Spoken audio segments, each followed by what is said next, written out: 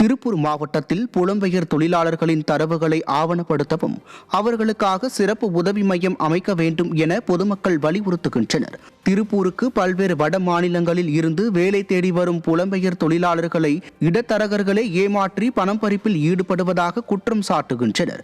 மேலும் அவர்கள் மீதான பாலியல் சீண்டல்கள் சம்பவங்கள் அதிகரித்துள்ளதாக வேதனை தெரிவிக்கின்றனர். கடந்த சில நாட்களுக்கு முன் ஒடிசாவில் இருந்து கணவனுடன் வேலை தேடி வந்த பெண் பாலியல் வன்கொடுமை செய்யப்பட்ட சம்பவம் அதிர்ச்சியை ஏற்படுத்தியுள்ளது. நிர்வாக திறனற்ற ஸ்டாலின் அரசு தொழில் நகரமான திருப்பூரில் தொழிலாளர்கள், பெண்கள், குழந்தைகளின் பாதுகாப்பில் அலட்சியம் காட்டுவதாக பொதுமக்கள் குற்றம் சாட்டுகின்றனர்.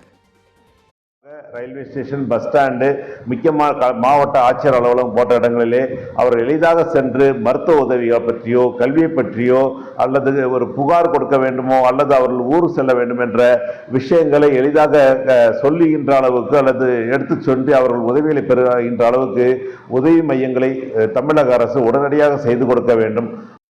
இங்கே திருப்பூருக்குள்ளே நுழைஞ்சாலே அவங்களுக்கு அரைவல் பாஸ் மாதிரி ஏதோ ஒன்று தரணும், அல்லது அவங்க மாநிலத்திலேருந்து வரும்போதே ஏதோ ஒரு விதத்தில் ஒரு பாஸ் மாதிரி தந்து இந்த கம்பெனியில் ஒர்க் பண்ணுறாங்க, இங்கே இருக்கிறாங்க, இங்கே தங்கி இருக்கிறாங்கிறதனுடைய ஃபுல் டீட்டெயிலுமே மாவட்ட நிர்வாகமே, இந்த தொழில் நிறுவனம் மற்றும் உள்ளூர் காவல்துறை ஆகியோர் இணைந்து கண்காணித்து இதை முறையாக ஆவணப்படுத்தணும். இதுலேருந்து இங்கே திருப்பூருக்கே வேலைக்கு ஆள வர்றாங்க, அவர் ஏஜென்ட் மூலியமாக வர்றாங்க. அவருக்கு ஏஜென்ட் என்ன பண்ணுறாங்கன்னா, இங்கே கம்பெனி சம்பளம் தரக்கு உள்ளே கமிஷன் எடுத்துருவாங்க, அவருக்கு கரெக்டாக சம்பளம் தர மாட்டாங்க. அதனால் இங்கே கம்பெனிக்காருக்கு என்ன பண்ணணும், நேராக கையில் கேஷ் தரணும், இல்லைன்னா அவருக்கு அக்கௌண்ட்டில் போடணும். அதனால் இங்கே ஆர்டினரியாக ஏமாற்றிடுவாங்க.